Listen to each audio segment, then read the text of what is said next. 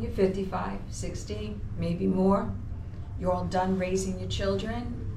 You have paid the dues, winding down your career, looking forward to retirement. Just one problem: you want a divorce. It's a tough time of life to get a divorce. You don't have time to recover if financial devastation sets in, if things go wildly out of control and you end up with massive attorney's fees.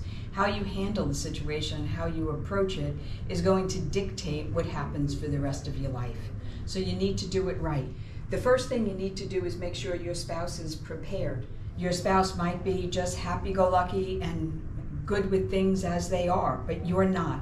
You need to prepare your spouse, because if you don't, the reaction is not going to be under your control. If you're not able to do that through conversation, an alternative is to do it with psychological intervention, marriage counseling, something that will enable you to approach the conversation with reception, not with resistance. If you're not able to do that, get help from a third party. It's important that your spouse is somewhat receptive.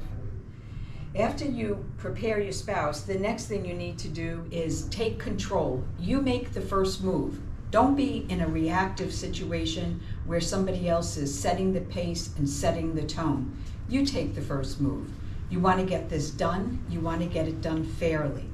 So the move that you make sets the tone of fairness and equality. So you're going to divide the assets. You're going to divide that equally.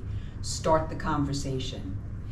And in fact, finish the conversation. Finish it with a full-blown proposal. Full-blown proposal is called a marital separation agreement. Get one prepared. One that deals with a division of all of the assets, all of the resources, and looks at the income to make sure the two of you can move forward into your new and separate lives peacefully. If that does not work, and your spouse is still non-communicative and resistant, does not want to get a divorce, you're going to need help. So you take a more assertive, a more aggressive position. You file for divorce. Here at Paré Associates, the approach that we encourage is a flat fee divorce. It's a divorce that's meant to streamline the process and cut out all of the fighting. It's a way to get the ball moving, to move it forward. Because when you file in the court sets the dates.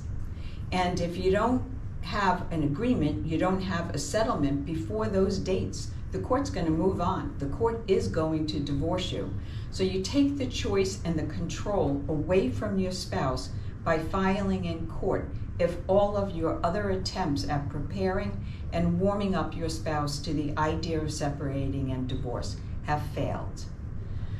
It's a contested divorce at this stage of your life can be devastating. It could be very expensive. Just consider the average court cost of a divorce is $15,000.